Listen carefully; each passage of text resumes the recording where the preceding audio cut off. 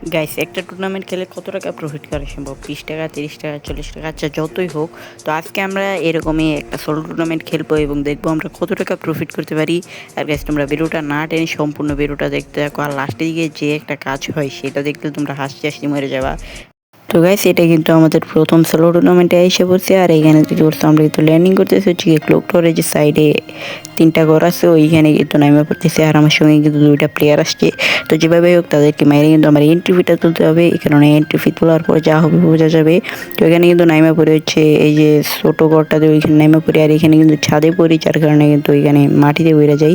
তো এখানে একটা স্নাইপার পাই, তো এই স্নাইপারটা নিয়ে কিন্তু উপরে লুটপাট করার জন্য যাইতেছি, আর উপরে গিয়ে কিন্তু একটা M41 পাই যায়। সামনে কিন্তু একটা ম্যাক্স 7 ছিল, ম্যাক্স 7টাও সুন্দর করে ওঠায় নেই। আর সামনের দিক দিয়ে দেখতেছি ভাই একটা প্লেয়ার ফাঁকা মাঠে এই দিক দিয়ে দৌড়ায় আসতেছে, তাই কিন্তু দিলাম কিছু বডি। তো বডি যাওয়ার পর কিন্তু প্লেয়ারটা গ্লোয়াল মারে, আমি কিন্তু পুরো দৌড়াতে আর গ্লোয়ালটা ফাটাই যাচ্ছি, আর এখানে কিন্তু তাকে কিন্তু আমি ফুল ড্যামেজ করে দিই, আর গ্লোয়ালটা ফাটাই যাচ্ছি। পিছন থেকে কিন্তু তাকে মারতে যাই, কিন্তু আমি এখানে লাস্টে কিলটা পেয়ে যাই। তো জায়গা সেখানে কিন্তু আমাদের একটা কিলো হয়ে যায়, আর এখানে কিন্তু আরেকটা প্লেয়ার যে আছে তাকেও কিন্তু মারতে হবে যেভাবেই হোক। তারপরে কিন্তু গোপন জানতে পারি যে প্লেয়ারটা এই করে সাদে এখানে কিন্তু ওয়ান শটার দিয়ে একটা মাইরা দেয়, আর এখানে কিন্তু তাকসম মাইরে রেখে একটা অবস্থা করছে। সেখানে এই দিক দিয়ে কিন্তু আসতেছিল, আমি কিন্তু ম্যাক্স 7 চাইছি, তো তাকে এখানে মেরে দেবে কি একটা অবস্থা করছিল দেখছো নি। তো এরপরে হচ্ছে গিয়ে ক্লক টাওয়ারের সাইডে চলে আসলাম, আর এখানে গ্লোন মারা দেখে আমি একটা পেট মারি। তো পেটের মধ্যে কিন্তু একটা প্লেয়ার ধরা পড়ে, এখানে দেখতে পাচ্ছি একটা প্লেয়ার আছে।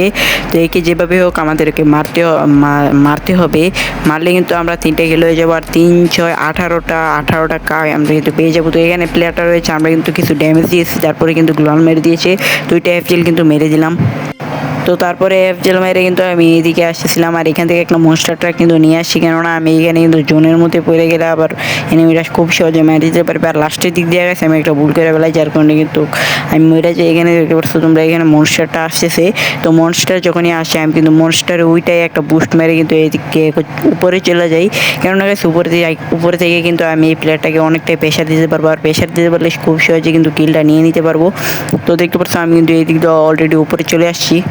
তো উপরে আসার সঙ্গে সঙ্গে আমি দেখতেছিলাম যে প্লেয়ারটা কই। তো এদিকে এসে কিন্তু আমি খুঁজতেছিলাম, খুব খোঁজাখুঁজি করি।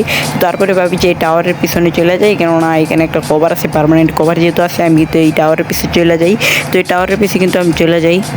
তো এরপরে প্লেয়ারটাকে দেখতে পারি যে গাছের কভারে এখানে আমি পরপর 3টা শট মারি।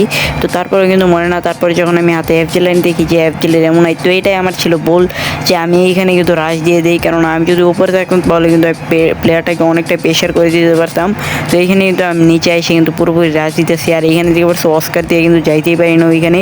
তো দৌড়া কিন্তু শট দেওয়ার চেষ্টা করতেছি, কিন্তু একটা শটও যদি বডিতে কানেক্ট হইতো।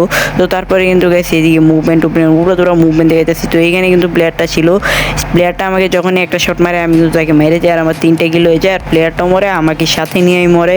তো এই 3 কিলে কিন্তু আমরা 18 টাকা পাই, মানে 8 টাকা আমাদের প্রফিট হয় এক ম্যাচ থেকে।